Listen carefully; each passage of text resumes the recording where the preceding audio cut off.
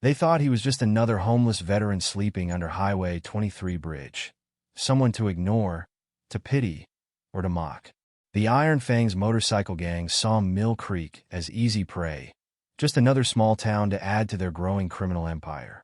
What they didn't realize was that the quiet man who accepted leftover food at the Blue Creek truck stop wasn't just any broken veteran. He was Captain Jack Reeves, former Special Forces operative with years of covert operations experience in places that didn't officially exist. His weathered appearance and disciplined silence masked a tactical mind that had dismantled terrorist cells across 3 continents. Now, watching the Iron Fangs harass Emma, the kind-hearted waitress who'd shown him simple human dignity, Jack recognized the familiar signs of predators marking their territory. He could have walked away, could have maintained his invisibility, like he had in countless towns before. Instead, he chose to make a stand, a decision that would transform a sleepy truck stop into ground zero in a war against one of the region's most sophisticated criminal networks. By the time the dust settled, the Iron Fangs would learn a brutal lesson about underestimating a ghost who'd spent his life hunting in shadows, and Mill Creek would never be the same.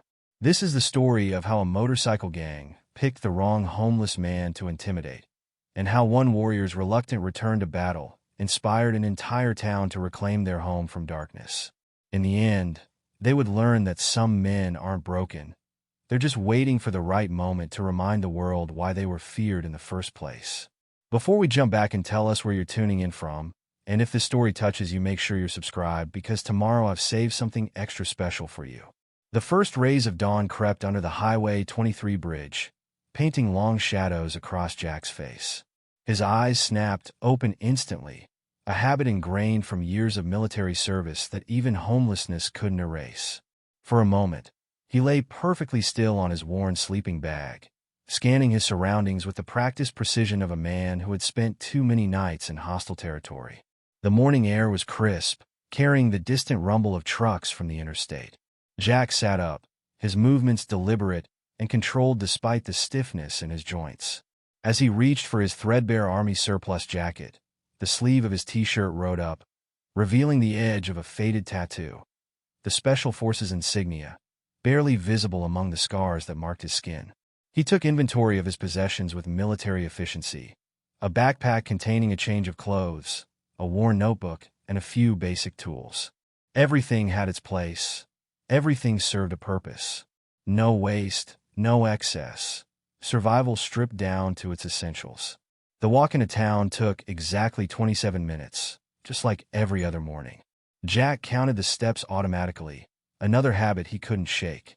The small town of Mill Creek was just beginning to stir, shopkeepers unlocking their doors, early morning workers rushing to their shifts. The Blue Creek truck stop sat at the intersection of Main Street and Route 40, its neon sign flickering weakly in the morning light. It was a gathering place for locals and truckers alike, a crossroads of stories and gossip that Jack had come to know well over the past few months. As he approached, the conversation inside dropped to hushed whispers. Through the large windows, he could see the regular morning crowd watching him, their eyes following his measured stride. "There he goes again," Martha Chun, the hardware store owner, whispered to her breakfast companion. "Like clockwork. Every morning." "Shame, really," replied Bob Thompson, adjusting his John Deere cap. "Guy carries himself like he used to be somebody. Military, I bet my bottom dollar." "Just another drifter," Frank Miller, the gas station attendant, cut in with a dismissive wave. "Town's got enough problems without collecting strays." "Frank Miller, you ought to be ashamed," Betty Williams, a retired schoolteacher, scolded. "That man's never caused any trouble. And, did you see how he helped him with that flat tire last week? Didn't ask for a dime."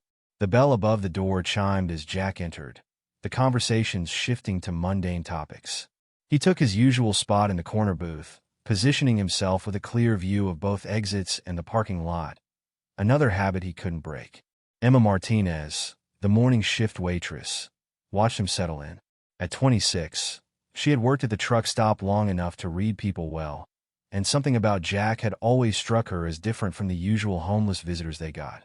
She grabbed a fresh pot of coffee and made her way to his table.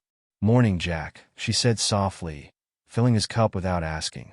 They had developed this routine over the past months. No pressure, no pity, just simple kindness. Thank you, Emma. His voice was quiet but clear, carrying the weight of authority even in those few words. She hesitated, then reached into her apron pocket. Kitchen was going to throw these out, she said, placing a wrapped sandwich and a couple of fresh muffins on the table. Seems a waste. They both knew it was a lie. Emma often set aside fresh food for him, but she maintained the fiction to preserve his dignity. Jack nodded once, accepting both the food and the kindness behind it. Got some extra breakfast potatoes too, if you're interested, she added, already knowing his answer. No waste, he replied, the ghost of a smile touching his lips. The morning crowd was starting to thin out when the first rumble of motorcycles echoed from down the street. The sound grew louder, a threatening growl that sent tension rippling through the truck stop. Jack's hand stilled on his coffee cup, his posture subtly shifting. While other customers turned to look out the windows, he remained perfectly still, only his eyes moving as he tracked the approaching noise. The bikes pulled into the parking lot in formation. 5, then 10, then 15 machines, their chrome gleaming in the morning sun. The Iron Fangs patches were clearly visible on their leather vests, a stylized motorcycle wheel with protruding fangs, dripping blood. Oh Lord, not them again, Martha Chin muttered, gathering her purse. Several other customers followed suit, leaving money on their tables and heading for the door.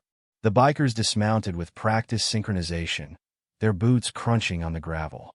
Their leader, a tall man with a shaved head and a scar running down his left cheek, paused at the entrance, surveying his domain through mirrored sunglasses. This was Viper, though Jack knew that couldn't be his real name. Real names weren't important in Viper's world. What mattered was the reputation, the fear that the name carried. And the Iron Fangs had built quite a reputation in the 3 states they controlled. The bell chimed again, this time a harsh jangle as the door was thrown open. Viper entered first, flanked by 2 larger men. The rest of the gang followed, filling the truck stop with the smell of leather and exhaust. Well, Viper drawled, pulling off his sunglasses. Ain't this cozy? Everyone enjoying their breakfast. Emma emerged from the kitchen with a fresh pot of coffee, her face carefully neutral. She had dealt with the Iron Fangs before. Everyone in town had, one way or another. Coffee, she offered, her voice steady. Viper's scarred face split into a predatory grin. Sweetheart, you read my mind. He reached out, not for the coffee but for Emma's wrist, his fingers wrapping around it like a vice. Boss, a voice called from the back of the group. Got ourselves an audience. This was Razor, Viper's second-in-command. Shorter than his boss but wiry, with quick eyes that missed nothing. He was staring at Jack, who hadn't moved from his corner booth, but was watching the scene with unsettling intensity. Viper released Emma's wrist, shoving her slightly as he did. The coffee pot slipped from her hands, shattering on the floor and splashing hot liquid across her shoes. She jumped back with a small cry of pain. Clumsy girl, Viper chuckled. Better clean that up before someone gets hurt.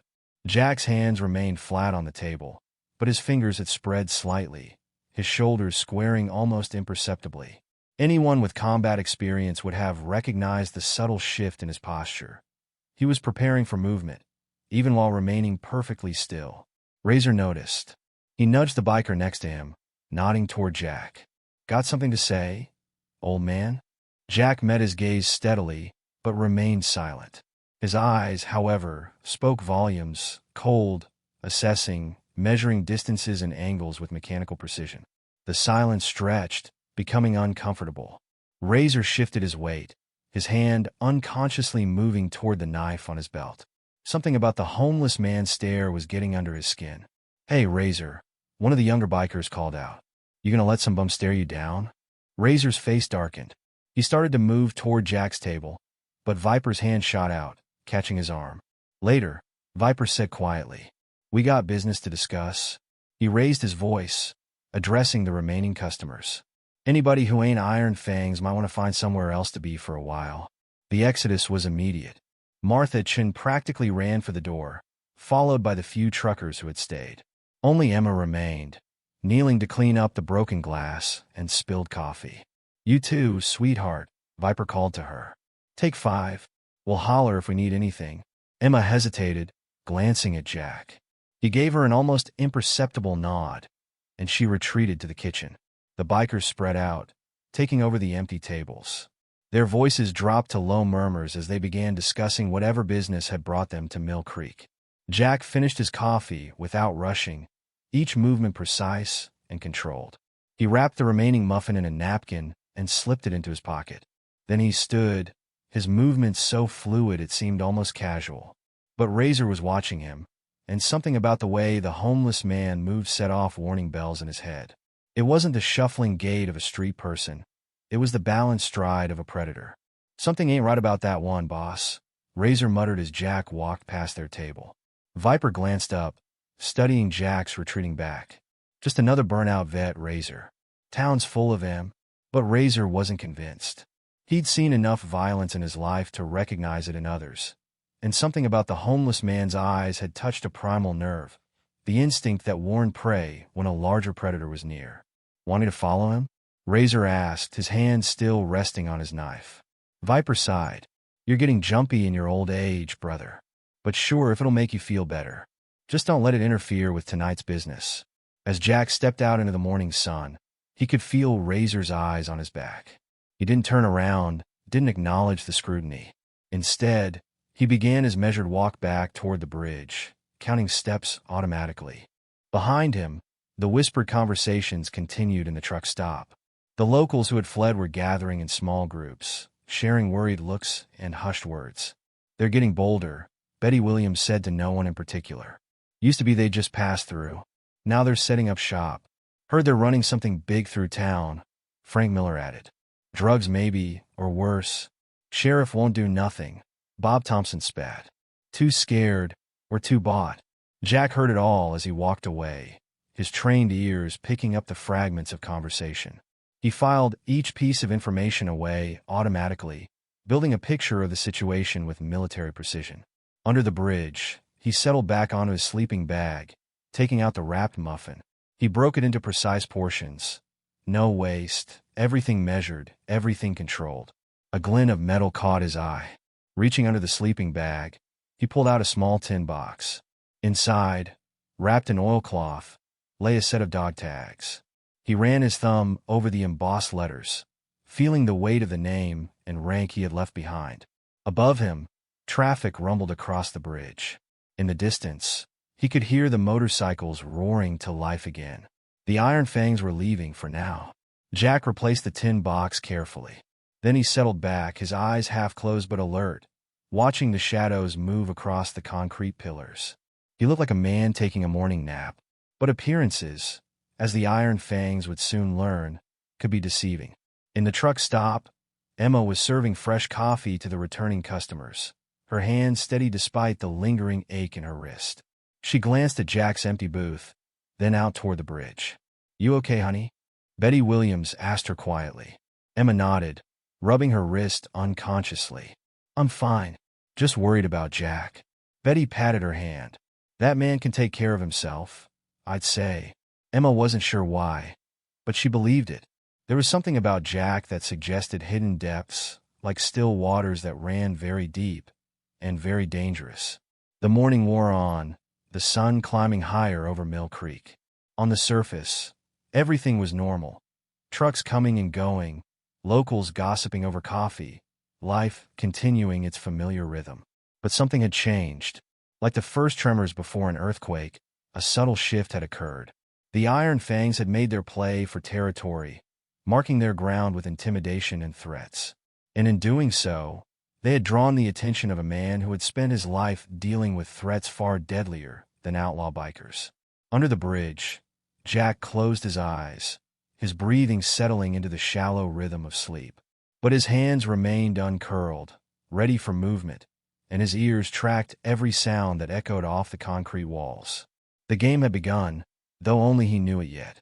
And Jack had played this game before, in places far more dangerous than Mill Creek.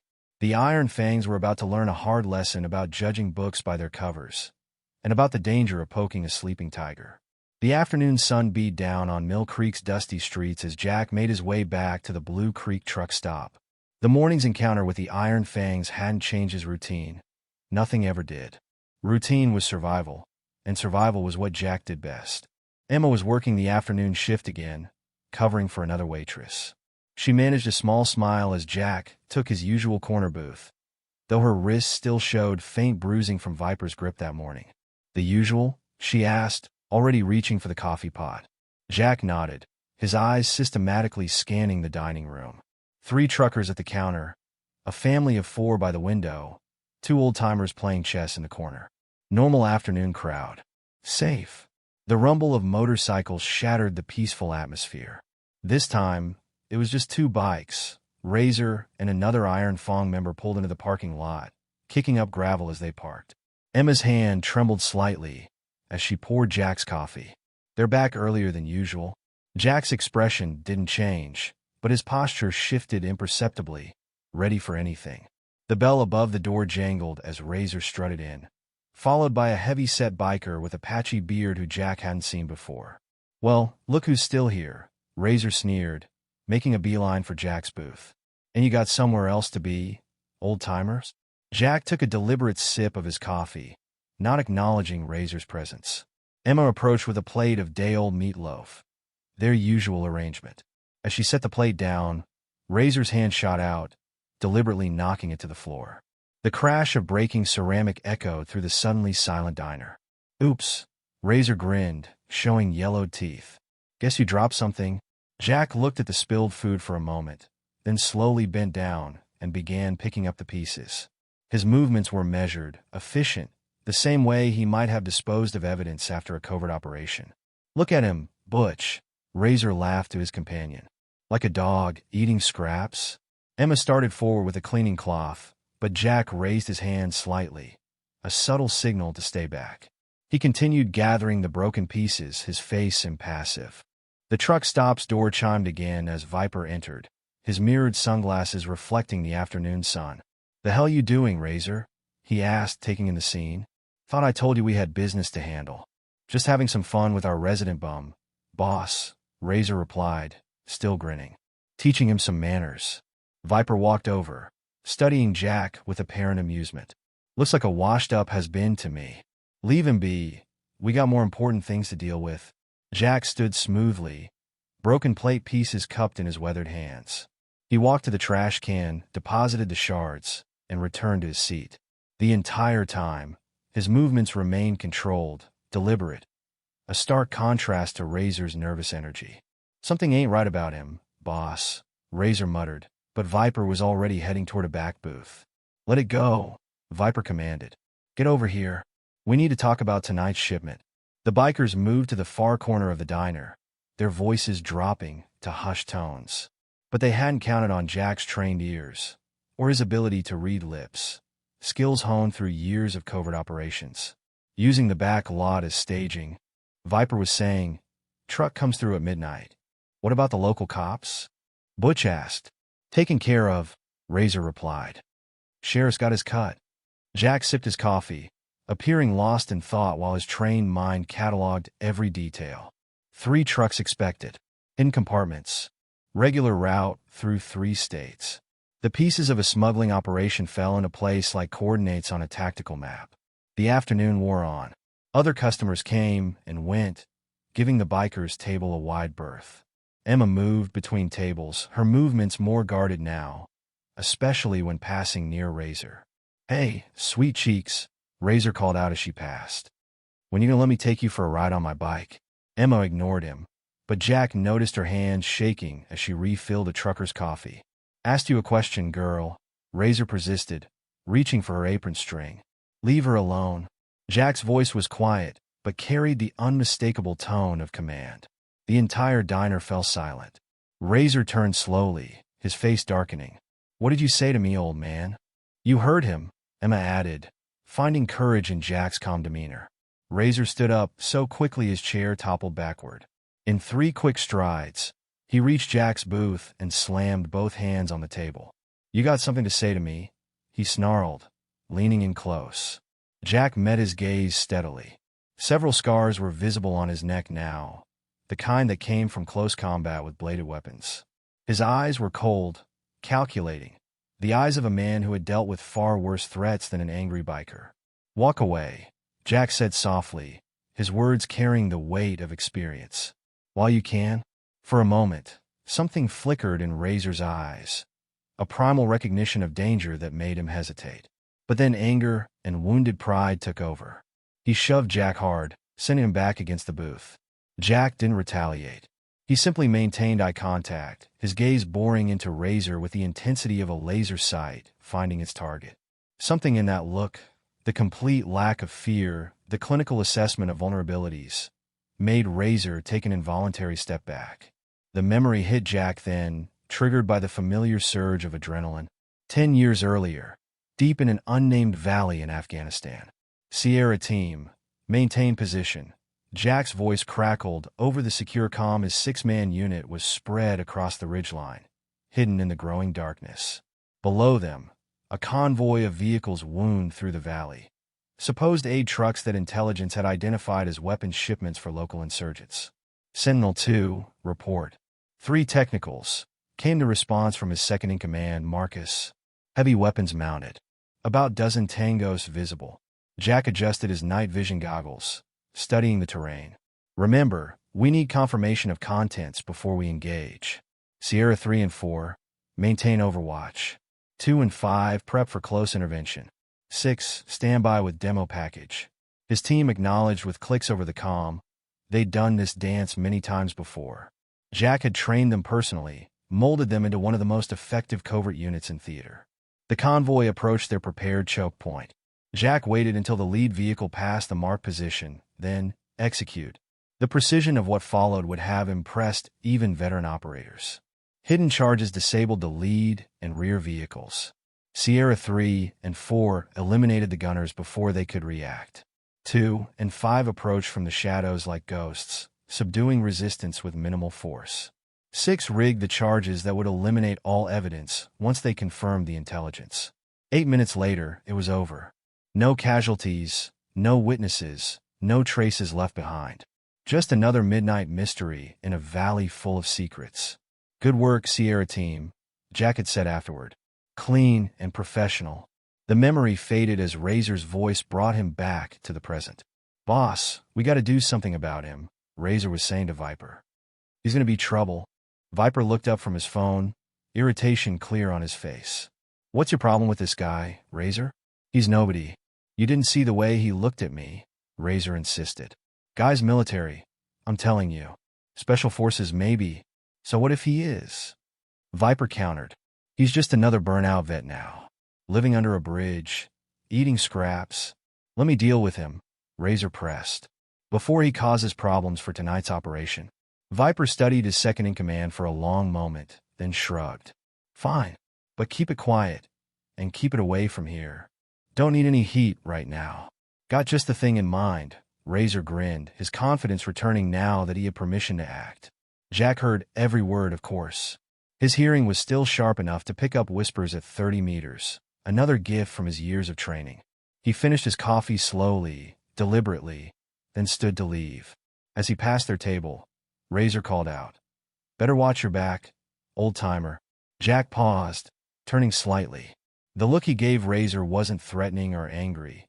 It was the same look he used to give targets through a scope, calculating distance, wind speed, and point of impact. Razor's hand instinctively moved toward his knife, but Jack was already walking away, his stride measured and confident. Emma watched him go, worry clear on her face. She'd seen enough bar fights and biker brawls to know when trouble was brewing. But something told her this would be different. Outside, the afternoon was fading into evening. Jack walked his usual route back toward the bridge, but his mind was working with military precision. He noted possible ambush points, escape routes, defensive positions, mapping the battlefield out of habit. Razor watched him go, then turned to Butch. Get the boys together. Tonight, we teach that bum a lesson about respect. But as he spoke, a cold knot formed in his stomach. Something about the way the old man moved, the way he controlled his space. It reminded Razor of the hardcore operators he'd met during his brief stint in the military, before his dishonorable discharge. Under the bridge, Jack sat on his sleeping bag, methodically checking his few possessions. The tin box with his dog tags, a worn K-bar knife, carefully maintained, a length of paracord, simple tools that, in trained hands, could become weapons. He didn't want trouble. Hadn't wanted it for a long time. But as his old team leader used to say, trouble finds warriors, Jack. Best be ready when it comes. The sun set over Mill Creek, painting the underside of the bridge in deep shadows. Jack settled into his usual position, appearing to sleep.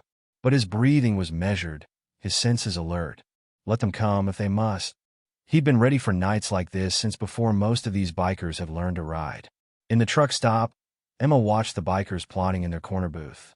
She wanted to warn Jack, to tell him to leave town for a few days. But something told her he already knew, and that maybe, just maybe, the Iron Fangs were the ones who should be worried. The stage was set. The players were in position.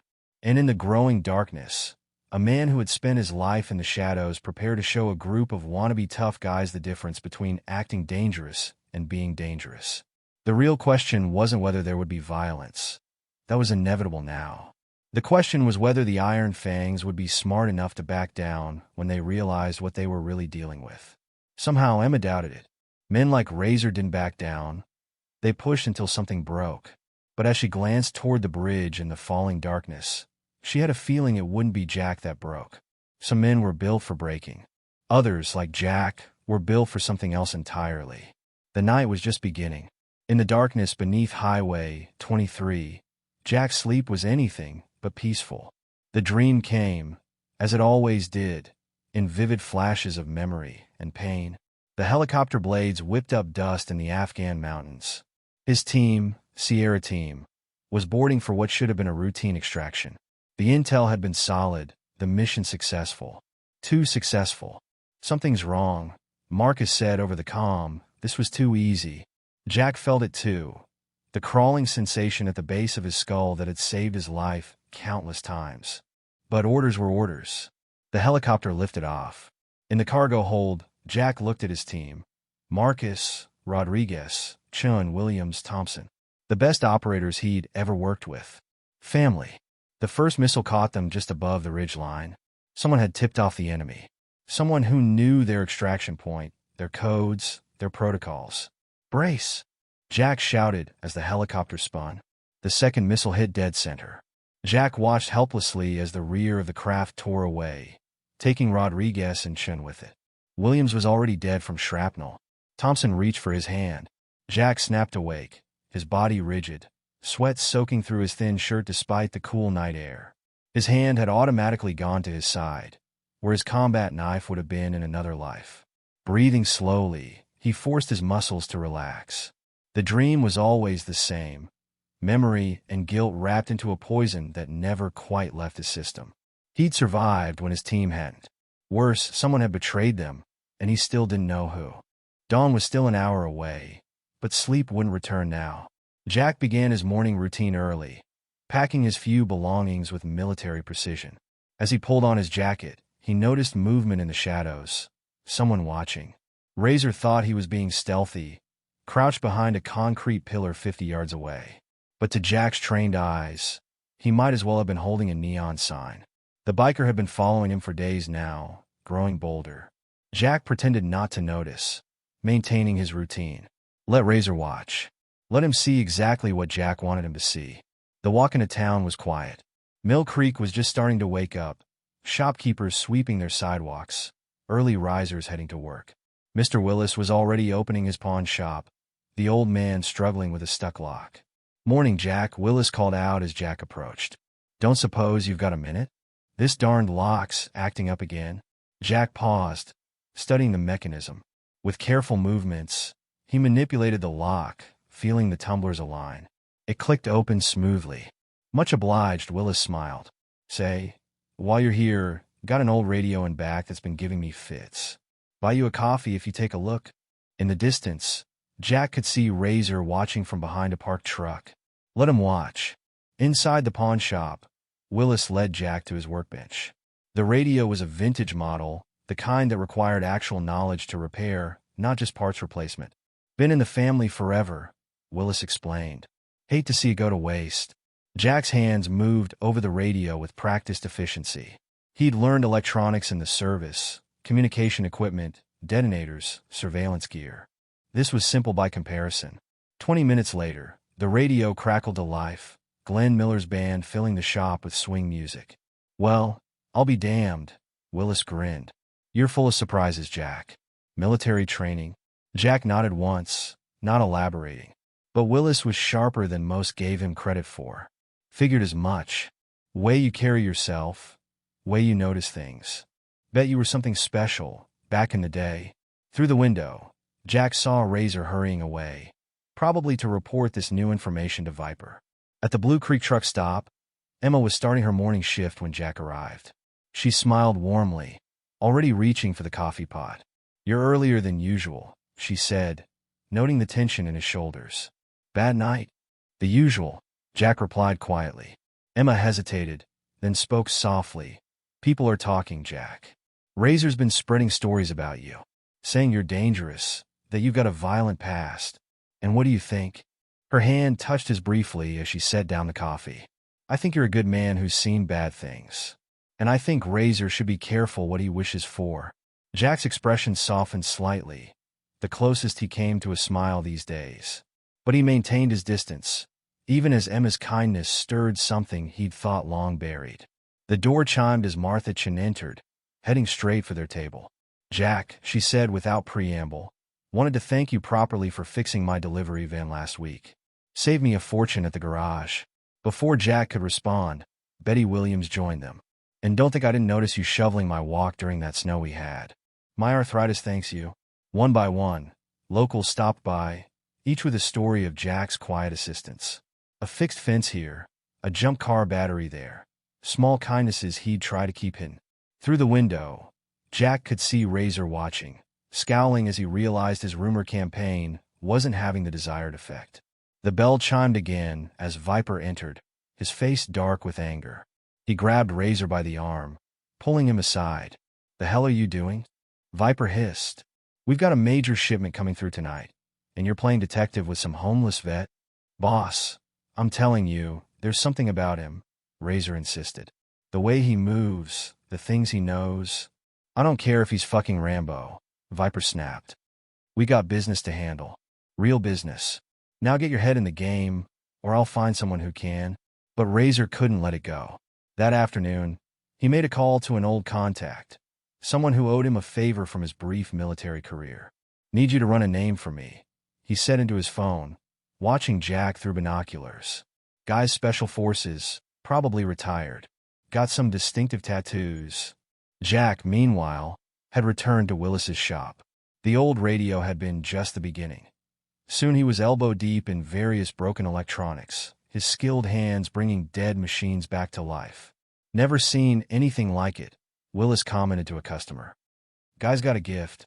Worked on some classified stuff in the service, I'd wager. Word spread quickly in a small town. Soon, people were bringing their broken gadgets to Willis's shop, knowing Jack might be there to fix them. But Jack's heightened senses never relaxed.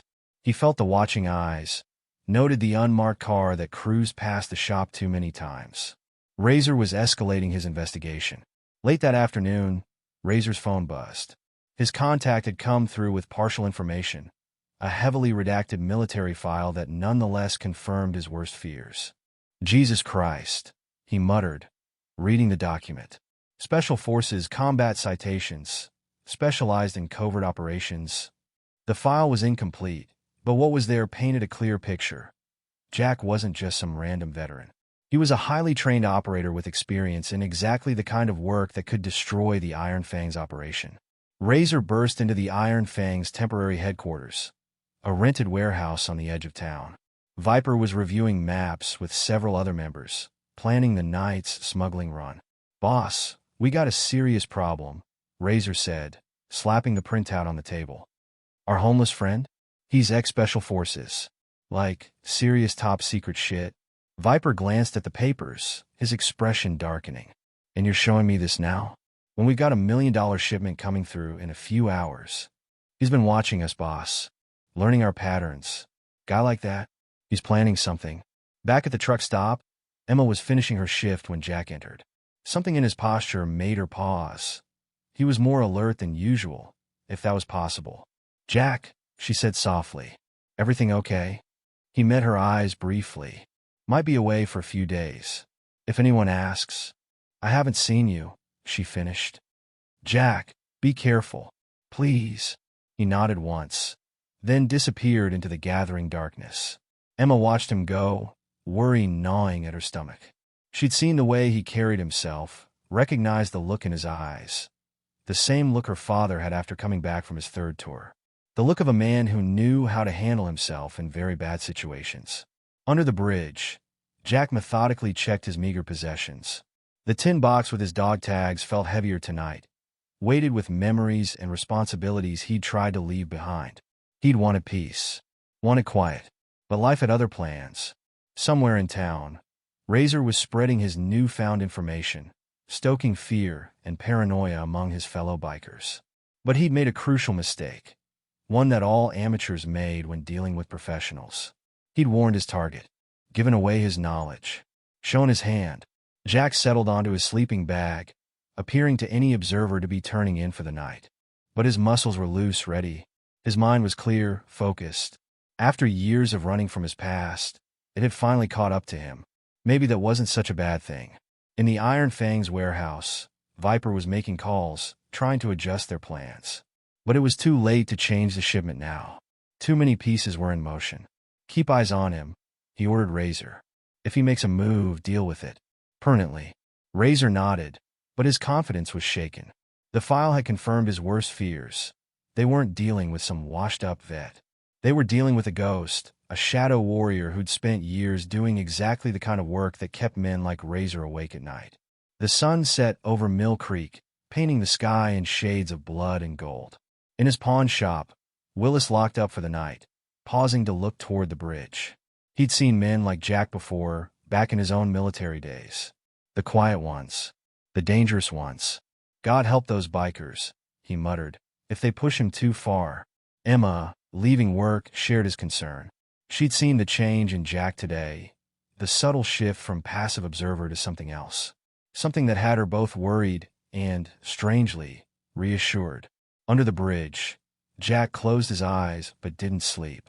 The nightmare had served its purpose, awakening old instincts, old skills. He was done running from his past. Time to put those skills to use again. The stage was set. The players were in position. And in the gathering darkness, a man who had spent his life in the shadows prepared to step back into the light. The real question wasn't whether there would be conflict. That was inevitable now. The question was whether the Iron Fangs would realize their mistake before it was too late. Somehow Jack doubted it. Men like Razor and Viper never did. The night was just beginning, and this time, Jack was ready for it. The pre-dawn quiet of Mill Creek was shattered by the sound of breaking glass. At the Blue Creek truck stop, 3 members of the Iron Fangs worked quickly in the darkness, spray paint cans hissing as they covered the windows with crude messages. Dead man walking. Watch your back. Hero. Emma's next. They finished their work with the Iron Fang symbol, the fanged wheel dripping blood, before roaring away on their bikes, leaving broken windows and overturned garbage cans in their wake. Emma discovered the damage when she arrived for her morning shift.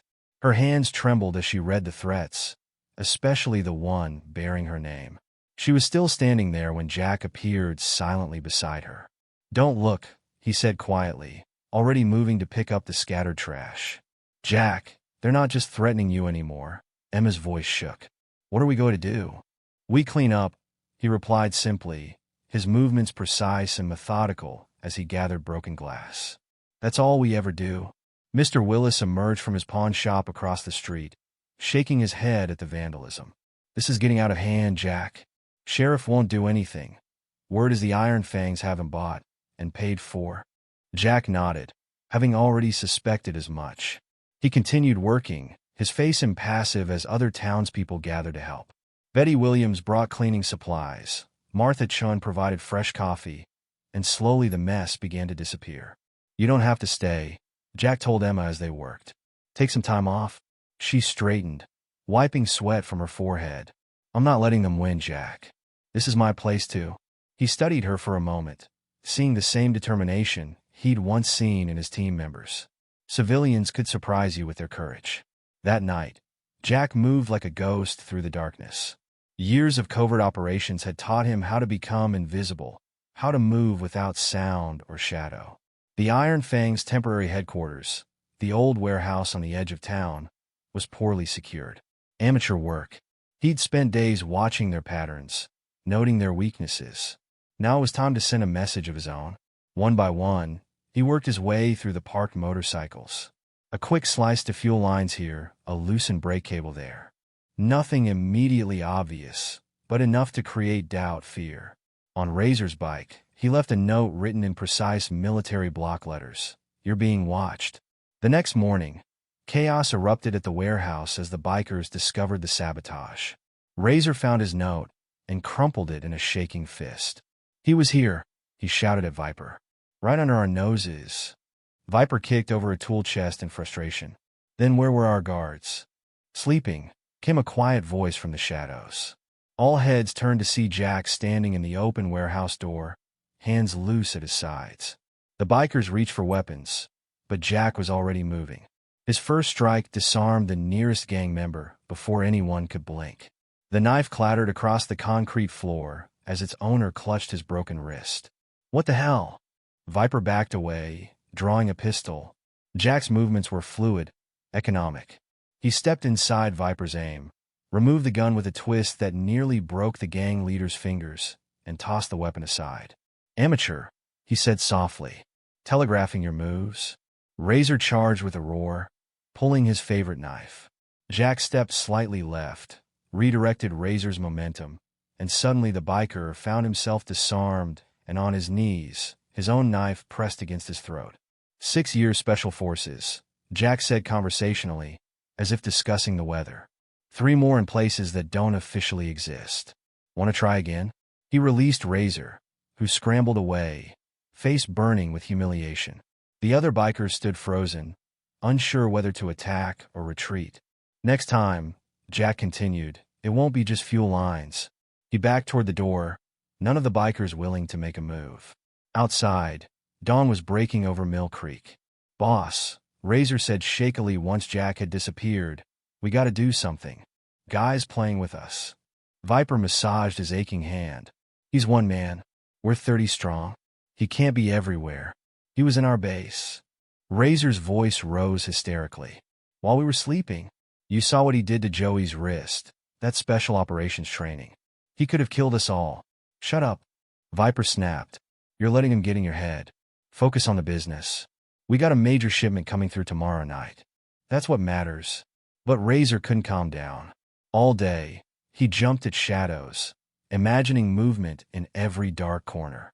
Each time he closed his eyes, he felt that knife at his throat again. At the truck stop, Emma was serving coffee when she heard the bikers talking in their corner booth. "Biggest shipment yet," one was saying. 3 trucks, coming through the old logging road. "Shut up, idiot," another hissed.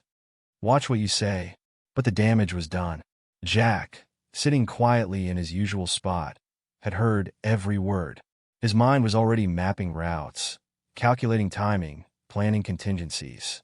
The Iron Fangs spent the day trying to repair their damaged bikes, but fear had taken root. Every strange noise made them twitch. Every shadow might hide their tormentor. "Check the security cameras," Viper ordered, reviewing footage from the previous night. But the cameras showed nothing, just occasional static, then normal images. Somehow, Jack had looped the feed without leaving a trace. "He's got military-grade tech," Razor insisted. "Probably infrared, motion sensors, the works. Or maybe," Viper sneered, "he just watched you idiots pass out drunk and walked right in." But even Viper was shaken. He'd seen the look in Jack's eyes during the confrontation, the cold, professional assessment of a man who had dealt death in the darkest corners of the world. That afternoon, Jack sat in Willis's pawn shop, ostensibly repairing an old CB radio. But his ears were tuned to the street outside, where 2 Iron Fangs members were talking in low voices. "Midnight tomorrow," one said, "coming through in unmarked trucks. Viper says it's the biggest score yet." "What about the homeless guy?" "Boss says not to worry. Says he's just one man." Jack allowed himself a small smile as he reassembled the radio. They still didn't understand. One man was all it took, if he had the right training and the right motivation. Emma approached his table during the dinner rush, concern evident in her eyes. "They're planning something big, aren't they?" Jack nodded slightly. "Tomorrow night." "I want to take the day off. I'm scheduled to close," she said. "I can't just—" "Emma." His voice was gentle but firm. "Take the day off." She studied his face for a moment, then nodded. "Be careful, Jack. Please." As night fell, Jack made his way through town, gathering intelligence. The Iron Fangs were getting sloppy in their nervousness, talking too much, too loudly. He learned the routes, the timing, the number of vehicles involved. At the warehouse, Razor was coming unglued. "We should cancel the shipment. He knows too much." "We cancel nothing," Viper growled. "The buyers are already paid. The goods are in motion. Tomorrow night, everything goes according to plan. And what about him? Post extra guards. Double the patrols. If he shows his face, we take him down hard." But Razor wasn't convinced. He'd seen too much, knew too much about men like Jack. "Boss, you don't understand what we're dealing with. These special forces guys, they're not like regular soldiers. They're trained to take down entire operations by themselves. They can live off the land, improvise weapons from nothing." "Enough!" Viper slammed his fist on the table. "I'm not letting some homeless vet destroy everything we've built. Tomorrow night, the shipment goes through, and if your bogeyman shows up, we'll handle it." Jack, perched in the shadows of a nearby roof, heard every word. They still thought in terms of direct confrontation, of force meeting force. They didn't understand the way special operations worked, the careful preparation, the indirect approach, the exploitation of enemy weaknesses. Tomorrow would be interesting. He spent the night preparing, gathering materials from around town. Amazing what you could do with ordinary items if you knew how. A few chemicals from the hardware store, some electronics from Willis's shop, piano wire, duct tape, simple tools that, in trained hands, became something else entirely. Dawn found him back at his usual spot under the bridge, appearing to anyone watching as if he'd slept there all night. But his preparations were complete. Now it was just a matter of waiting. The Iron Fangs spent the day in increasing paranoia. Every unexplained noise, every passing shadow made them jump. They posted extra guards, installed new locks, even brought in floodlights for the warehouse. All amateur moves. They were fortifying against a frontal assault that would never come. Jack sat in the truck stop, drinking his coffee, watching the bikers scurry about their preparations. Emma wasn't there. She'd taken his advice about staying away. Good. Civilians didn't need to be caught in what was coming. "You're really going to do this, aren't you?" Willis asked quietly, sitting down across from Jack. "They made their choice," Jack replied. Willis nodded slowly. "Town won't forget this, Jack. Whatever happens, town needs to look the other way tonight. Keep people off the streets. I'll spread the word." Willis stood, then paused. "Good hunting, soldier." The day crawled by, tension building like a thunderstorm about to break.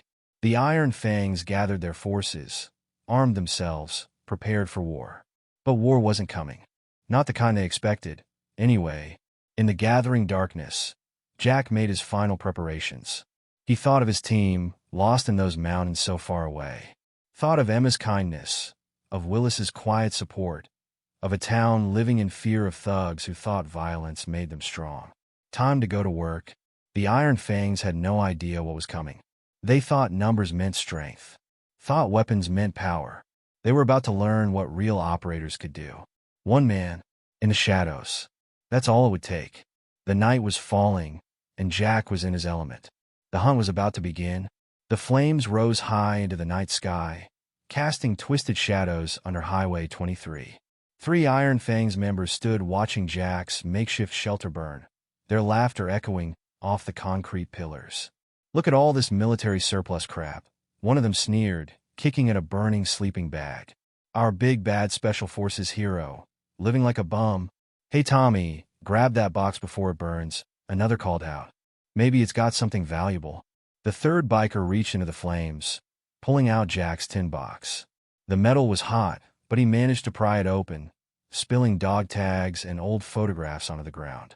"Ah, look, somebody's warm memories," he laughed, letting the photos catch fire. Oops. None of them noticed the figure in the shadows above, perched on a maintenance walkway under the bridge.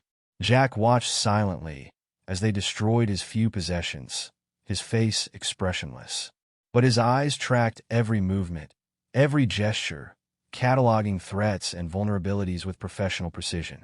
The dog tags didn't matter. The photos were just paper. What mattered was that they'd crossed another line, escalated the conflict. Now he could respond in kind. Viper's gonna love this. Tommy grinned, filming the fire with his phone. Show that homeless freak he can't mess with the Iron Fangs. Jack allowed himself a small smile. They still didn't understand what they were dealing with. That would change soon enough. The next day, the Iron Fangs warehouse became a house of minor horrors.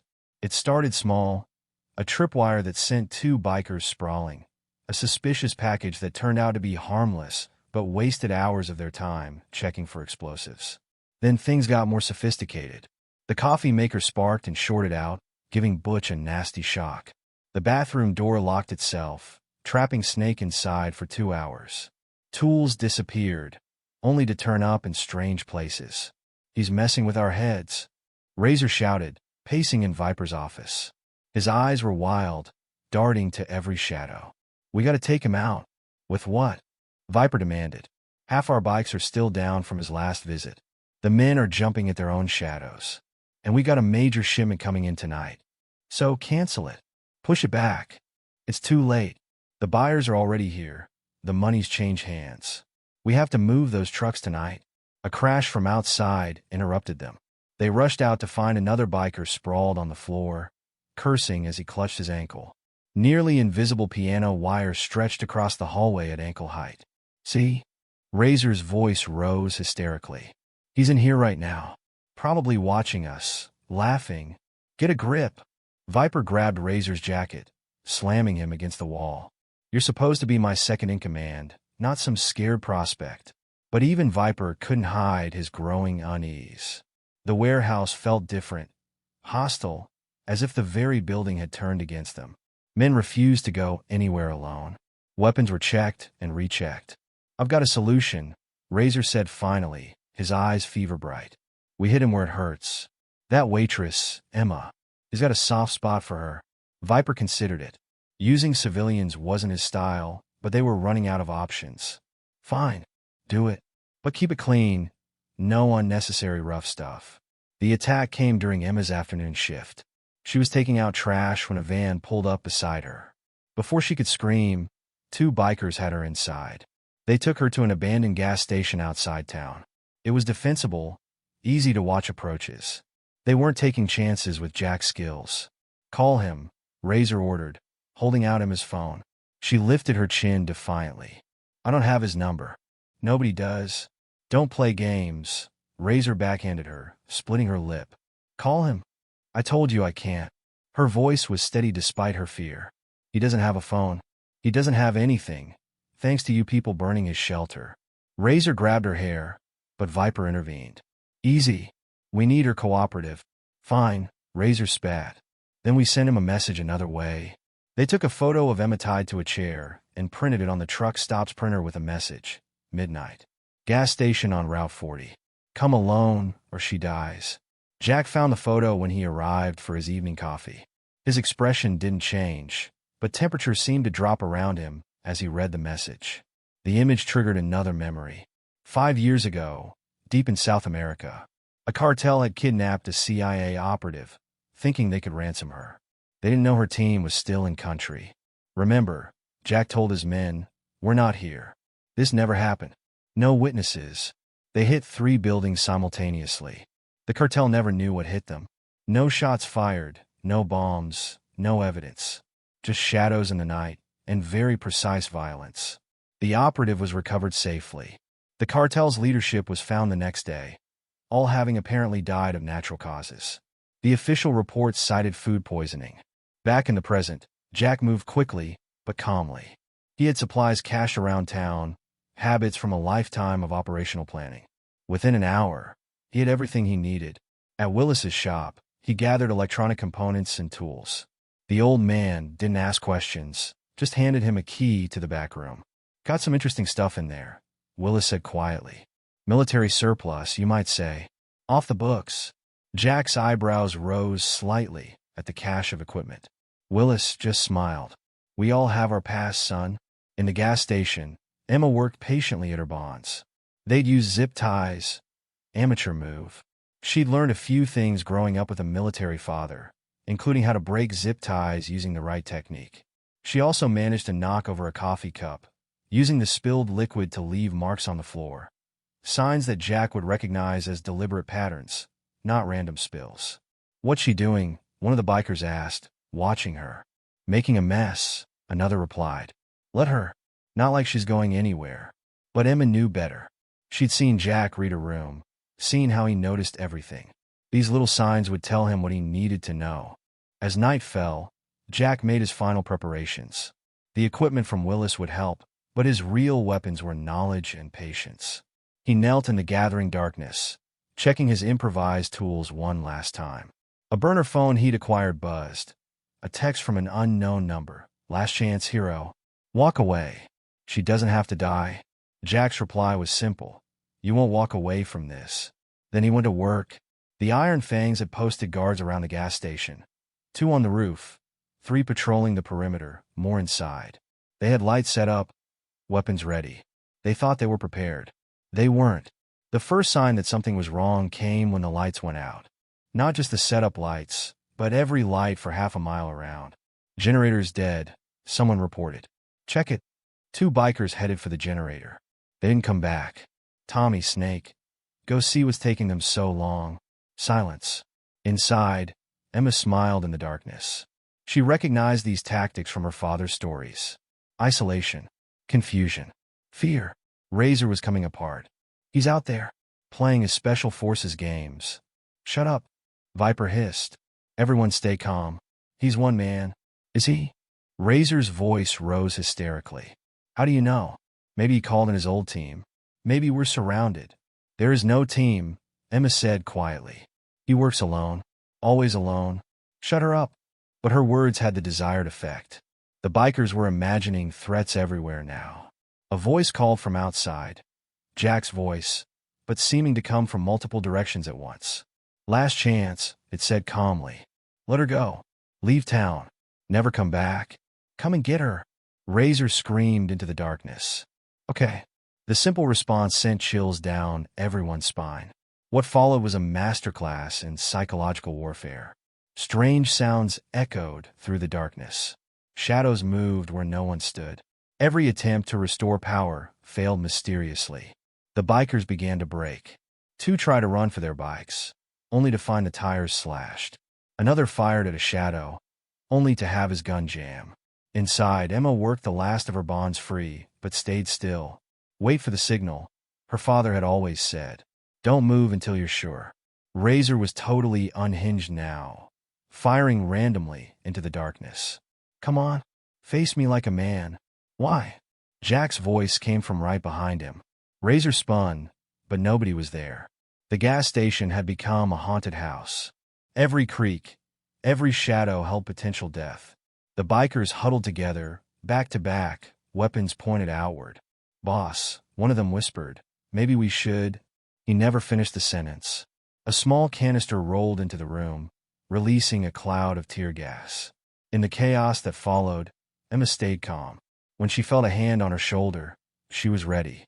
"Down," Jack's voice whispered. She dropped as something whistled overhead. The next few minutes were a symphony of precision violence. Emma caught glimpses through the gas. Jack moving like a shadow. Each strike calculated and devastating. No guns, no explosions. Just the whisper of motion and the sound of bodies falling.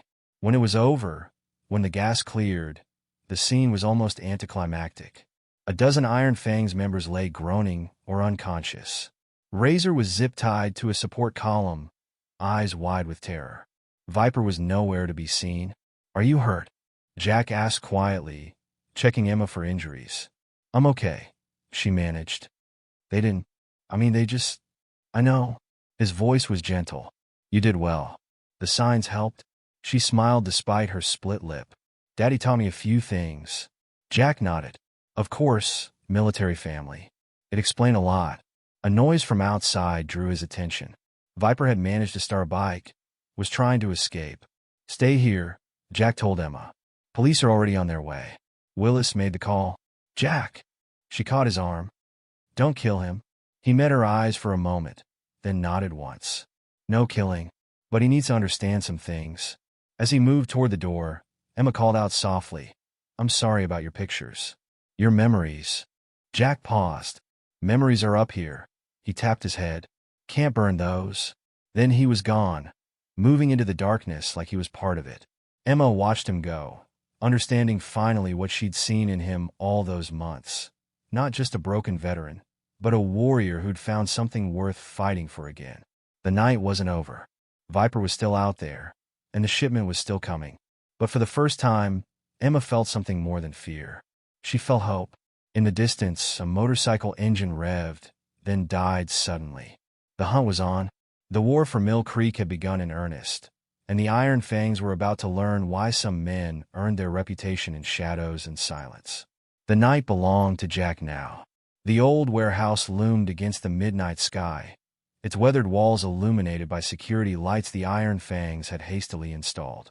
From his observation point on a nearby rooftop, Jack watched through a pair of night vision goggles borrowed from Willis's special collection. 3 hours until the shipment. Time to get to work.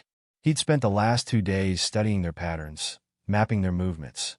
The Iron Fangs might think they were running a tight operation, but to Jack's trained eye, their security was full of holes. 2 guards at the main entrance, rotating every 2 hours. Smokers break every 90 minutes, always in the same spot by the loading dock. 3 men on the roof, but they clustered together instead of maintaining proper coverage. Sloppy.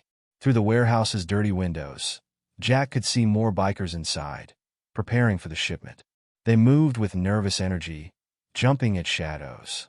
His earlier psychological warfare had done its job. They were rattled, making mistakes. He checked his improvised gear one last time. Zip ties, duct tape, smoke grenades made from hardware store chemicals. Simple tools that, in trained hands, became weapons. A memory surfaced. Remember, his old team leader had said, "Fancy weapons fail. Fancy plans fail. Keep it simple. Use their fear against them. Make the darkness your friend." Jack smiled slightly. Time to make the darkness work for him. The first phase was almost too easy. The warehouse's electrical system was ancient, the breaker box poorly secured. It took him less than a minute to reach it, another 30 seconds to identify the right circuits. Inside, Viper was reviewing plans with his remaining loyal members when the lights went out. "Check the breakers," he shouted, "and somebody get those backup generators running." But the backup generators wouldn't help. Jack had already drained their fuel tanks, replaced it with water. Amateur mistake, not checking their equipment thoroughly. In the sudden darkness, confusion spread quickly. Flashlight beams danced wildly as bikers stumbled around, calling out to each other. "Stay in pairs," Viper ordered. "Nobody goes anywhere alone." Good advice, but too late. Jack was already inside, moving through the shadows like a ghost. The night vision goggles gave him a crucial advantage. He could see them, but they were blind. The first 2 went down silently. A precise strike to pressure points, and they were unconscious before they hit the ground. Jack zip-tied them efficiently, dragged them into a storage closet. "Joey? Mike? Report in." Viper's voice echoed through the darkness. Silence. "Damn it, somebody find them." 2 more bikers moved cautiously through the warehouse, flashlights sweeping back and forth. Jack watched from above, perched in the ceiling rafters. They passed directly beneath him. Drop. Strike. Zip tie. Drag. 4 down. The remaining Iron Fangs were clustering together now, back-to-back in defensive formations. Better tactics, but still not good enough. Jack had spent years learning to fight multiple opponents in the dark. He triggered one of his smoke grenades, rolling it across the floor. The bikers fired blindly at the sound, wasting ammunition. "Hold your fire, you idiots," Viper shouted. "You'll hit each other." In the confusion, Jack moved again. 3 more bikers went down before they realized what was happening. He left them tied up in various corners of the warehouse. Let them waste time searching. On the upper level, Razor had set up what he probably thought was a clever ambush. Pressure plate connected to a flashbang grenade, crude but effective. If someone stepped on it, they'd be stunned long enough to be targeted. Jack almost smiled. He'd set up similar traps in a dozen countries. He knew exactly how to turn them against their makers. A piece of debris tossed in the right spot triggered the trap. The flashbang detonated prematurely, catching Razor and his two companions in its blast. They staggered, cursing and temporarily blind. Jack moved fast. The first two went down easily. Razor managed to pull a knife, slashing wildly in the darkness. "Come on," he screamed. "Face me." "Okay." The voice came from behind him. Razor spun, but it was too late. Jack's strike shattered his kneecap. The knife clattered away as Razor fell, howling in pain. "You're done," Jack said quietly, zip-tying Razor's hands. "Stay down." He left Razor groaning on the catwalk. One more problem eliminated. Elsewhere in the warehouse, Emma was making her own move. She'd been left under guard when the lights went out, but her captors were distracted now. The zip ties around her wrists had already been loosened, a trick her father taught her. She waited for the right moment, then slipped free.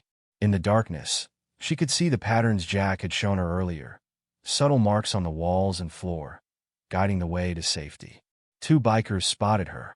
"Hey, the girl's loose." Emma ran, following Jack's markers. Left at the oil drum, right at the broken pallet. Straight ahead past the old forklift. Behind her, she heard the sounds of struggle, then silence. She didn't look back. The exit appeared ahead, a side door Jack had prepared earlier. Emma slipped through into the cool night air, already running toward the police station. Inside, Viper was coming unglued. Half his men were missing.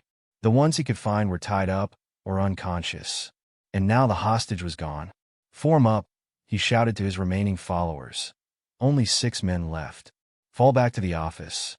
Defend the shipment paperwork." They retreated to Viper's office, barricading the door. Outside, they could hear movement in the darkness. Occasionally, a zip-tied biker would call out for help. "He's hunting us," one of them whispered. "Like animals." "Shut up," Viper snapped. "He's one man. We still outnumber him." "Do you?" The voice seemed to come from everywhere and nowhere. The bikers fired reflexively, bullets punching holes in the thin office walls. "Check your magazines," Jack's voice suggested calmly. They did. Most were nearly empty. "Funny thing about fear," Jack continued, his voice moving around them. "Makes you waste ammunition. Makes you bunch up. Makes you predictable." Viper tried to rally his men. "Spread out. Don't let him." But it was too late. Something small arced through a hole in the wall, releasing thick smoke. The bikers panicked, breaking formation. Jack moved through the chaos like a surgeon, each strike precise and devastating. One by one, they went down. Not dead. He'd promised Emma that much, but they wouldn't be causing trouble for a long time. Finally, only Viper remained, backing into a corner as the smoke cleared. "What are you?" he whispered. "Just a guy," Jack replied, stepping into view. "Who got tired of bullies." Viper raised his gun, but his hand was shaking. "Stay back. I'll—" The pistol flew from his grip, followed by a sharp crack as his wrist broke. He crumpled, clutching his arm. "The shipment," Jack said calmly. "Tell me everything." Before Viper could respond, red and blue lights began flashing outside. Police sirens filled the air. Emma had done her job. She'd reached the state police, bypassing the corrupt local sheriff. Now multiple agencies were converging on the warehouse. "A lot of explaining to do," Jack told the groaning Viper. "Might want to think about making a deal." He zip-tied Viper securely, then melted away into the shadows as police breached the building. They found quite a scene. Over 20 gang members tied up in various locations, extensive evidence of criminal operations, and one very cooperative leader ready to tell them everything. Jack watched from nearby as Emma gave her statement to the authorities. She glanced in his direction once, a slight smile on her face. She knew he was there, watching over her. Always watching. The night's work was almost done. The Iron Fangs were finished in Mill Creek. Their criminal empire would crumble as Viper traded information for leniency. But Jack had one more thing to handle. The shipment was still coming, and he had preparations to make. After all, what was that old saying? The night is darkest just before dawn. In the distance, truck engines rumbled. Phase 2 is about to begin. Jack checked his equipment one final time. The Iron Fangs had been the warm-up. The real players were about to arrive. Just another night's work for a ghost in the shadows. Emma watched the police processing the scene, remembering something her father once said about men like Jack. They're the ones who walk in darkness so others can live in the light. She understood that better now. The war for Mill Creek wasn't quite over. But thanks to one homeless veteran who'd found something worth fighting for, the tide had turned. Dawn was coming. And with it, justice. Jack moved through the shadows, heading to his next position. He'd learned long ago that victory wasn't about strength or numbers. It was about patience, preparation, and the willingness to do what others couldn't or wouldn't. The police continued their work, documenting evidence and processing prisoners. None of them noticed the shadow that passed briefly across the warehouse roof, heading toward the old logging road. They had their job. He had his. The night wasn't over yet. In the aftermath of chaos, as police lights painted the scene in alternating red and blue, Mill Creek began to wake up. Word spread quickly. The Iron Fangs had fallen. The terror was over. But in the shadows, a different kind of justice was still being dispensed. The kind that wouldn't make the official reports. The kind that came from a ghost in the dark. The trucks were coming, and Jack would be ready. After all, this is what he was trained for. What he was built for. One last mission. For the town that had given him a home. For the people who had shown him kindness. For Emma, who had seen the man behind the shadow. The trap had worked perfectly. Now it was time to spring the next one. Just another night's work for a special forces operator. Just another shadow in the darkness. Just another ghost, doing what ghosts do best. The war for Mill Creek was entering its final phase. And Jack was just getting started. The three unmarked trucks rumbled down the old logging road, their headlights cutting through the pre-dawn mist.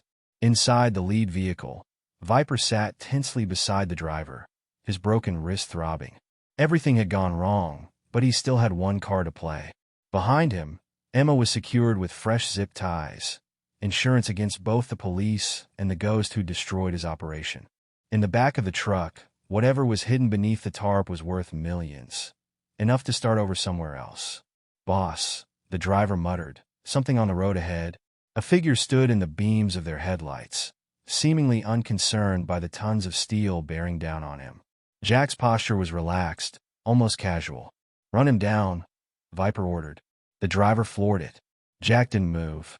At the last possible moment, he stepped aside, but not before tossing something under the truck. There was a loud pop, and the front tires exploded. The truck swerved wildly, then jackknifed it across the road. The two following vehicles slammed on their brakes, skidding in the loose gravel. Get him! Viper screamed, struggling with his seatbelt. Shoot him! But Jack was already moving. In the chaos and darkness, he was virtually invisible. The sounds of precise violence echoed through the night. Sharp cracks, muffled thuds, cut-off screams. One by one, the truck drivers and their armed escorts went down. Some tried to fight, others tried to run.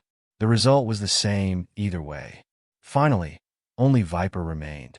He pulled Emma from the cab, using her as a shield. Back off, he shouted into the darkness. Or she dies.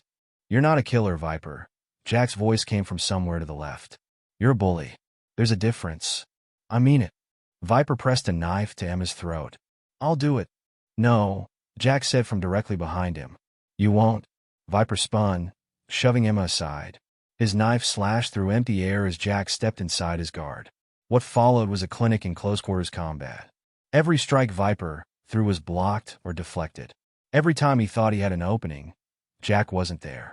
It was like fighting a shadow. Stand still and fight. Viper roared in frustration. Okay. The single word was followed by an explosion of movement. Jack's hands seemed to blur. Viper felt impacts he couldn't even see, his body registering hits before his brain could process them. He staggered back, spitting blood. What? What are you? Just a guy, Jack replied, closing the distance again. Who got tired of running? The next sequence was brutal in its efficiency. Jack dismantled Viper's defenses with surgical precision, targeting nerve clusters and pressure points. It wasn't a fight anymore. It was a demonstration of everything the military had taught him. Viper crashed to the ground, his body refusing to respond. But before Jack could finish it, a new threat emerged. Razor, somehow having followed them despite his injured knee, appeared from behind a truck. He held a sawed-off shotgun, his hands shaking, but his eyes wild with hate. Die, he screamed, pulling both triggers. Jack was already moving. He'd heard the uneven footsteps approaching, recognized the distinctive sound of a shotgun being racked. By the time Razor fired, his target was gone. The blast echoed through the trees.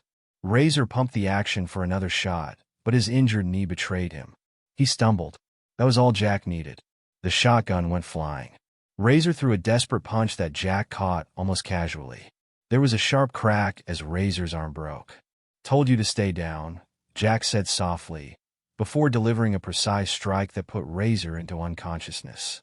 Viper had used the distraction to crawl toward one of the trucks. His fingers closed around a fallen pistol. "Enough," he growled, raising the weapon. "You're good. I'll give you that. But nobody's faster than a bullet. Want to bet?" The challenge came from behind him. Viper spun. Too slow.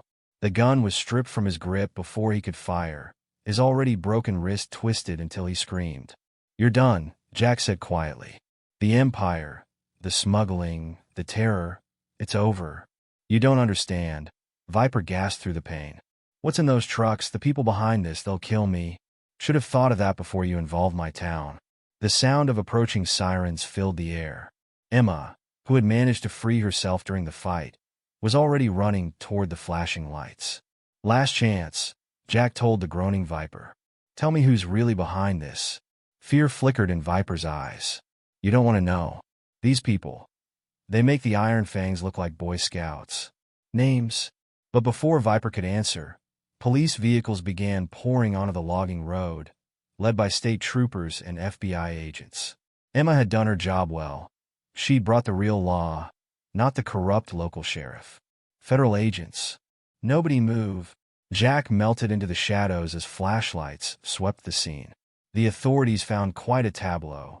3 disabled trucks, numerous unconscious gang members, and enough evidence to put them away for decades. Emma was giving her statement when Razor regained consciousness.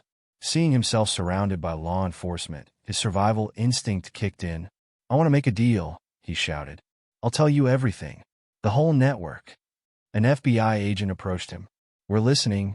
"Viper's just a middleman," Razor babbled. "There's a whole organization, politicians, judges, cops. I've got names, dates, records." Viper, being handcuffed nearby, began cursing. "Shut up, you idiot. They'll kill us all." But Razor was beyond caring. The words poured out of him. Names, locations, details of the smuggling operation that stretched across 3 states. The FBI agents were recording everything, their expressions growing grimmer with each revelation. "Get them out of here," the lead agent ordered. "And check those trucks. I want to know exactly what we're dealing with." As Viper was led away, he caught a glimpse of movement in the tree line. Jack stood there, watching. "This isn't over," Viper shouted. "You hear me? The people I work for. They'll find you. They'll." His threats were cut off as he was forced into a police vehicle. Emma broke away from the investigator, taking her statement. She found Jack in the shadows, his expression unreadable. "Thank you," she said softly, tears in her eyes. "For everything." He nodded once. "You did well. Your father would be proud." "Will you stay?" she asked. "The town needs you." We all need you." For a moment, something flickered in Jack's eyes. Longing, perhaps, for the normal life he'd never had. But then he glanced at the police cars, the federal agents, the official investigation taking shape. "Can't," he said quietly. "Too many questions. Too much attention." Emma understood. Men like Jack lived in the shadows for a reason. But still, "Promise you'll come back? When things quiet down?" He almost smiled. "Maybe. Town does have good coffee." Then he was gone, disappearing into the pre-dawn darkness like the ghost he was. Emma watched him go, understanding finally what her father had meant about certain men. They were the sword in the darkness, the shield that guarded others from evil. The investigation continued through the dawn hours. The truck's cargo proved to be even worse than expected. Weapons, drugs, evidence of human trafficking. The Iron Fangs had been part of something much bigger, much darker. Razor sang like a canary, desperate to save himself. His testimony would eventually bring down corrupt officials in 3 states, expose trafficking networks, and dismantle criminal enterprises that had operated for decades. Viper maintained his silence, but it didn't matter. The evidence spoke for itself. He would never see freedom again. The sun rose over Mill Creek, painting the sky in shades of hope. The town would recover, heal, grow stronger. The Iron Fangs were finished, their reign of terror ended by one man who'd had enough. At the Blue Creek truck stop, Emma poured coffee for the FBI agents and state troopers who came to interview witnesses. She answered their questions about Jack carefully, keeping certain details to herself. Let him remain a mystery, she thought. Some stories were better left in the shadows. Mr. Willis was equally circumspect when questioned. Homeless veteran, he said with a shrug. Kept to himself. Good with electronics. That's all I know. The authorities searched, of course, but there was nothing to find. Jack had been a ghost before he came to Mill Creek, and he remained one after. But sometimes, in the years that followed, Emma would find a fresh cup of coffee waiting at her regular table when she opened the truck stop. Or Willis would discover a broken radio mysteriously repaired overnight. Small signs that their guardian angel still watched over Mill Creek. Still walked in darkness, so others could live in light. The town recovered. The Iron Fangs became a cautionary tale, a story parents told their children about standing up to evil. But the true story, the tale of one man's war against an empire of crime, remained known only to a few. And somewhere out there, in the shadows between cities, a homeless veteran with Special Forces training continued his solitary mission. Not for glory or recognition, but because someone had to stand against the darkness. Because some men are built for war, even when the war is fought in silence. Because sometimes, the most powerful weapons are patience, skill, and the will to protect those who cannot protect themselves. Jack moved on, as he always had.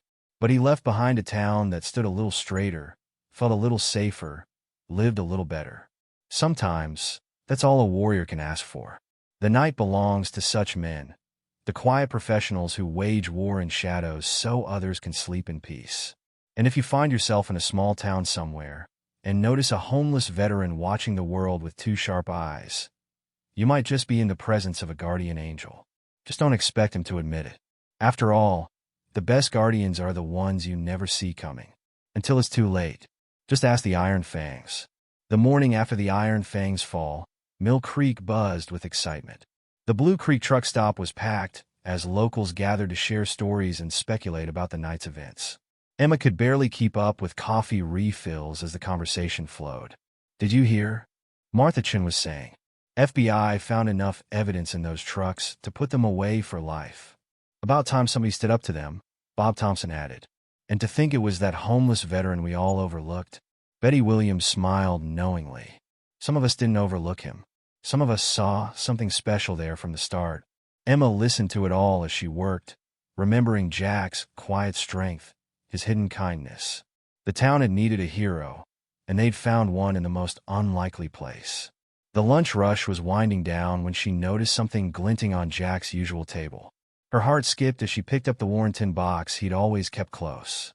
Inside, wrapped in oilcloth, lay his dog tags. Emma's hands trembled as she read the name. Jackson Alexander Reeves, Captain, U.S. Army Special Forces, OPOS //Catholic. Finally letting us know who you are, she whispered, touching the cold metal. The tags triggered something in her memory, a news story from years ago. She pulled out her phone, searching. 5 years earlier, Afghanistan. The ceremony was subdued, as befitting the classified nature of the operation. Captain Jack Reeves stood at attention as the general pinned another medal to his chest. For valor above and beyond the call of duty, the citation read. Captain Reeves' actions saved countless lives and dealt a severe blow to enemy operations. The official version was sanitized, of course. It couldn't mention the midnight raids, the silent eliminations, the weeks spent living like a ghost in hostile territory.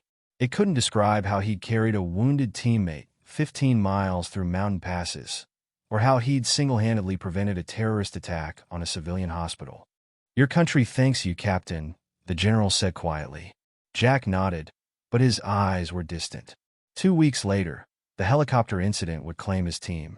2 weeks after that, he'd disappear into the shadows of civilian life, carrying his guilt like armor. Back in the present, Emma stared at her phone screen. The article included a photo, Jack in his dress uniform, younger but unmistakable, receiving the Distinguished Service Cross. "My God," Willis breathed, looking over her shoulder. "I knew he was Special Forces, but this—" The bell above the door chimed as 2 FBI agents entered. They'd been interviewing locals all morning, piecing together the story. "Miss Martinez," one asked, "we'd like to ask you a few more questions about John Doe." Emma smiled slightly. Even now, she was protecting Jack's privacy. "Of course," she said, tucking the dog tags into her pocket. At the county jail, Razor was singing like a bird. His testimony painted a picture of corruption and crime that stretched far beyond Mill Creek. The Iron Fangs were just middlemen, he told the federal prosecutors. "We handle distribution for a network that goes all the way to the coast. Politicians, judges, cops, they're all in on it. Names were named. Dates were given. Evidence was uncovered. Within weeks, the dominoes began to fall. A judge in the next county suddenly resigned. 3 state politicians were indicted. Police departments in 2 states faced federal investigation. The local news couldn't get enough of the story. 'Small-town hero brings down criminal empire,' read one headline. 'Mysterious veteran delivers justice,' declared another. But the hero himself was nowhere to be found. Under the Highway 23 bridge, where Jack's shelter had once stood, something remarkable was happening. People began leaving things, supplies, food, warm clothing. Notes of thanks appeared, tied to the concrete pillars. 'You saved our town. Come back someday. Heroes still exist.' Emma organized it all, creating a kind of memorial. 'It's not much,' she told Willis, 'but it's our way of saying thank you.' 'He'll see it,' the old man replied confidently. 'Might not show himself, but he'll know.' He was right. From his vantage point on a distant hillside, Jack watched through binoculars as Mill Creek began to heal. The truck stop was busier than ever, its windows replaced and walls freshly painted.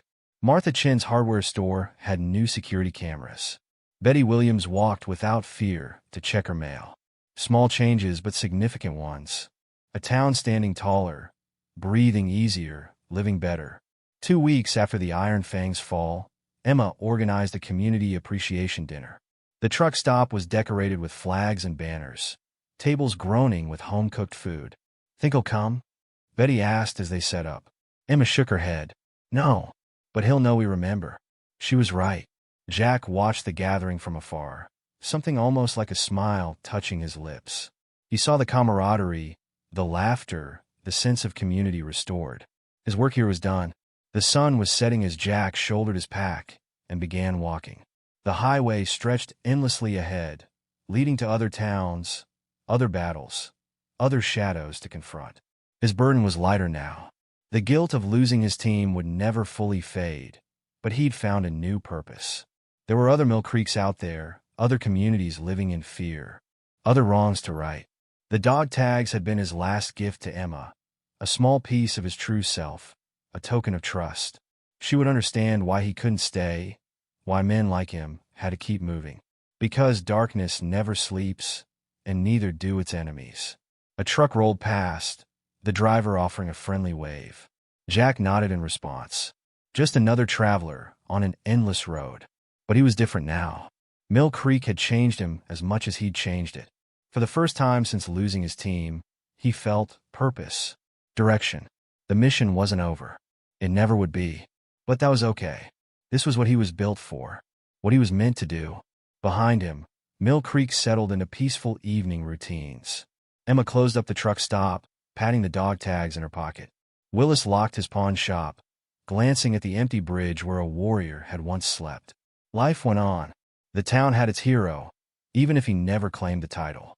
And somewhere out there, in the gathering darkness, a soldier continued his endless patrol. Not for glory or recognition, but because it was necessary.